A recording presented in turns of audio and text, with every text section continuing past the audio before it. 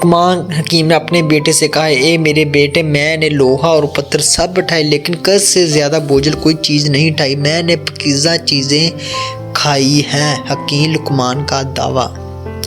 اور اچھے حالات بھی دیکھے لیکن آفت آزمائش سے دوری سے زیادہ لذیذ چیز نہیں پائی، اور لوگوں کی طرف اپنی ضرورتیں لے جانے سے زیادہ تکلیف کس چیز کو نہیں پایا میں نے۔ اے بیٹے، جو کہتا ہے وہ جھوٹ بولتا ہے کہ برائی برابری کو ختم کرتی ہے۔ اگر وہ اپنے اس قول میں سچا ہے تو وہ دو مقامات پر آگ جلا کر دیکھے گا کہ آیا ایک جگہ دوسری جگہ کی آگ کو بجھانے میں کس قدر مدد کرتی ہے۔ حقیقت تو یہ ہے کہ خیر اور بھلائی ہی برائی کو ختم کر سکتی ہے، بلا اسی طرح جس طرح پانی سے آگ بجھائی جاتی ہے۔ اے بیٹے، اگر کسی کو دوست بنانا چاہتا ہے تو دوست بنانے سے قبل اسے غصہ دلا، اور اگر وہ غصے میں اعتدال کا رویہ اختیار کرے تو پھر اسے دوست بنا، ورنہ دوستی سے گریز کر۔